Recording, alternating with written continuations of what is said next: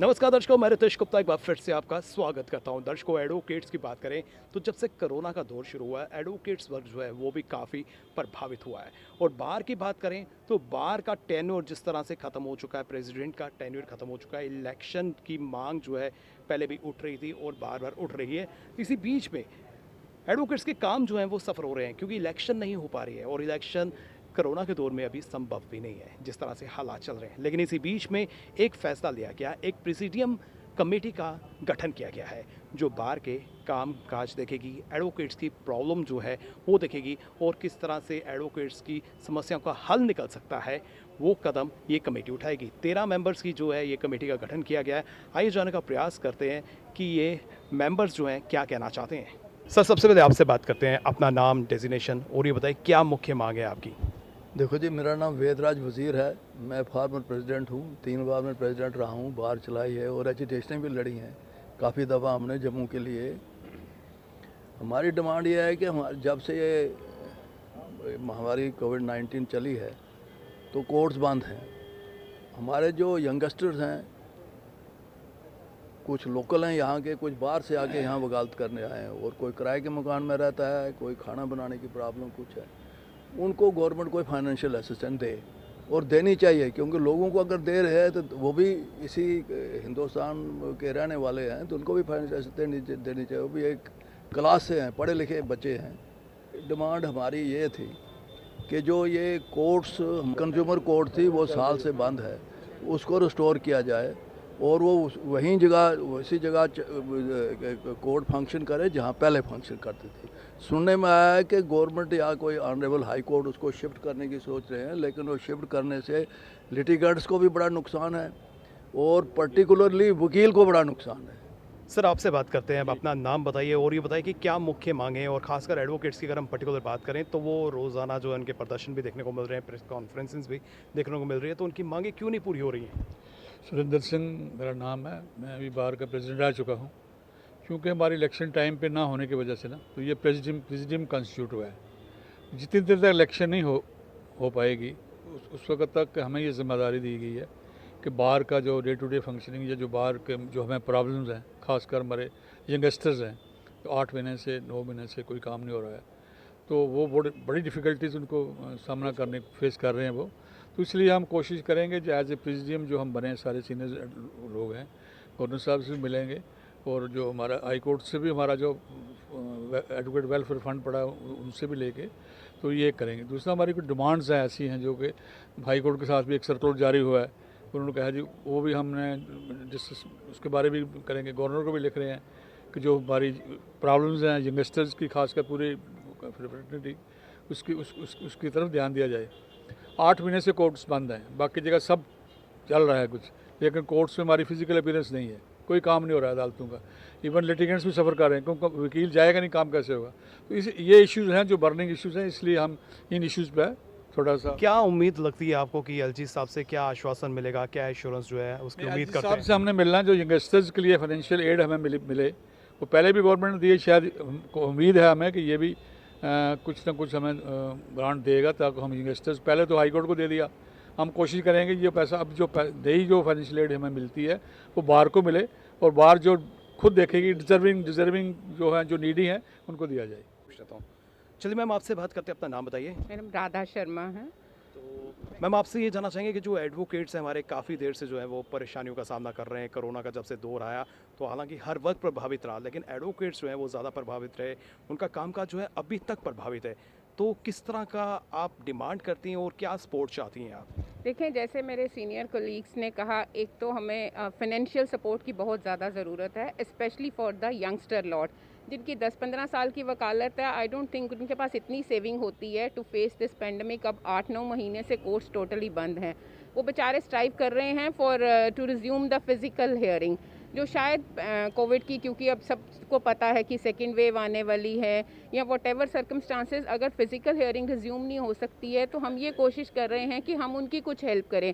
और इसके लिए जैसे वज़ीर साहब ने कहा कि हम गवर्नर साहब से मिलेंगे और उनको ये रिक्वेस्ट करेंगे कि कुछ फ़ंड ग्रांट करें और वो फ़ंड हमारे बार के डिस्पोजल पे रखें, ताकि हम अपने डिज़र्विंग और नीडी लॉयर्स को दें, जिससे वो अपना ये पैंडमिक वाला सिचुएशन को ओवरकम कर सकें। लॉयर फर्टर्निटी को देखना कि अगर किसी को कोई प्रॉब्लम है हम किस तरह से उसको रिड्रेस करें। नंबर 2, हमारी इलेक्शंस नहीं बहुत देर से ऑब्वियसली कोविड की वजह से नहीं कंडक्ट हो पाई, जो कि शेड्यूल्ड मई में कंडक्ट होनी थी। तो उसके लिए अब ये प्रेसिडियम कॉन्स्टिट्यूट हुआ है और इलेक्शंस कंडक्ट करने के लिए हमारा कॉन्स्टिट्यूशन प्रोबेबली सर 40-50 साल पुराना है और थोड़ा सा लूजली ड्राफ्टेड था। उसमें अब क्योंकि बहुत सारी चेंजेस की ज़रूरत है, अब बहुत सारे हमारे मेंबर्स हैं, तो वो हम उसको रीड्राफ्ट कर रहे हैं। हमारी एक कमेटी बनी है, कॉन्स्टिट्यूशन को रीड्राफ्ट करेंगे और उसके बाद अपने मेंबर्स के आगे पुट फोर्थ करेंगे। जी दर्शकों, एडवोकेट्स की बात करें तो एडवोकेट्स जो हैं चारों तरफ से जो है वो पिस रहे हैं और कोरोना की मार के बाद हम देख सकते हैं कि ना तो उनको खाने के लिए कुछ मिल रहा है, ना ही वो अपने प्रोफेशन को जो है जस्टिफाई कर सक रहे हैं। तो अब इसके साथ ही जो है इन्होंने एक कमेटी का गठन किया है जो इनकी आवाज़ उठाएगी, एलजी साहब के पास जो है मेमोरेंडम देगी और इनकी मसले जो है वो हल करने का प्रयास किया जाएगा। सर आपसे बात करते हैं, अपना नाम बताइए।